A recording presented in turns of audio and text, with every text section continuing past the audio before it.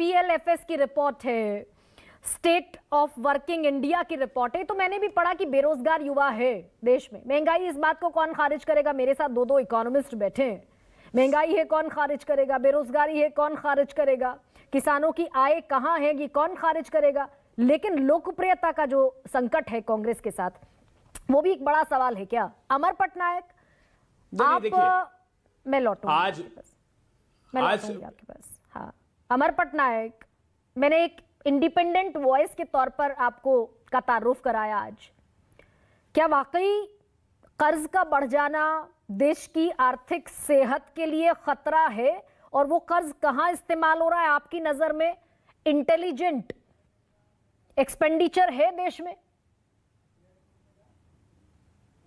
देखिए, जो कर्ज जो है, डेट टू जीडीपी का जो रेशियो है, वो रेशियो आईएमएफ का जो रिपोर्ट है उसमें जो बताया गया है कि वो चिंताजनक है। लेकिन उसका गवर्नमेंट के तरफ से, जो फाइनेंस मिनिस्टर की तरफ से जो क्लैरिफिकेशन रखा गया कि भारत का कॉम्पोजिशन आप देखेंगे, manner of expenditure, tax base देखेंगे, कितना टैक्स बेस हो सकता है, उसका हिसाब से हमारा ठीक है।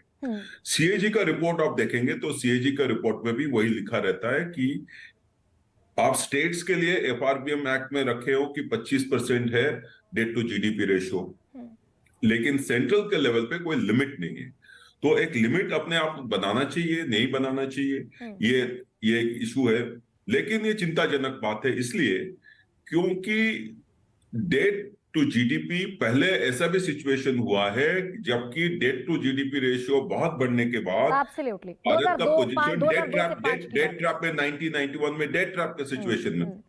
लेकिन अभी आप देखेंगे कि वो एक पोजीशन है, लेकिन फिस्कल डेफिसिट को देखेंगे जिसमें actual health of the economy मापा जाता है, जिसमें debt is also included. This is consolidating.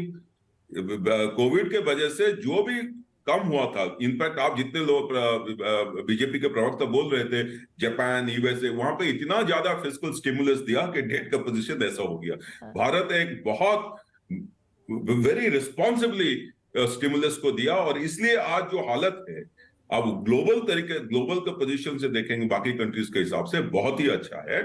और फिस्कल डेफिसिट आज फाइनेंस मिनिस्टर ने बोला कि 2024-25 में 5.1%, 25-26 में 4.5% जो हमारा ट्रेजेक्टरी है, ये और कम हो सकता है अगर पॉलिटिकली, अमर पटनायक, अमर जी, ये और कम हो सकता है अगर पॉलिटिकली वो फ्रीबीज जिसका जिक्र प्रधानमंत्री भी करते हैं, उन पर कंट्रोल हो।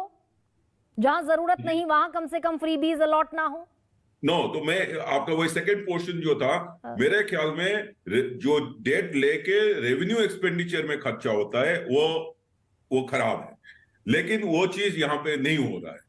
जो कैपिटल एक्सपेंडिचर हो रहा है और हर टाइम बढ़ रहा है, 34% last year, this time 11.1% interim में, मुझे लगता है कि फाइनल बजट में और भी बढ़ सकता है, बिकॉज रिवाइज्ड एस्टिमेट जो आएगा फिगर उसी के हिसाब से। तो ये एक रेस्पॉन्सिबल डेट अरेंजमेंट है, मुझे उसमें कोई प्रॉब्लम नहीं दिख रहा है। नंबर 1।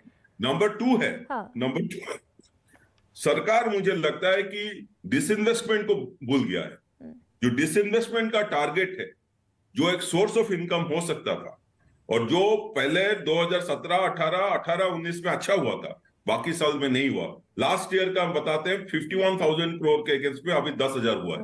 तो मुझे लगता है कि फाइनेंस मिनिस्टर जो फाइनल फुल बजट जुलाई में लाएंगे, एक और व्हाइट पेपर भी लाएंगे, वो बताई है, उसमें एक विजुअल रखना चाहिए, how to reduce debt to GDP. हाँ, यानी कि और उसमें डिसइन्वेस्टमेंट का एक कंपोनेंट भी रहे। जो स्थिति है वो अभी अलार्मिंग सिचुएशन है।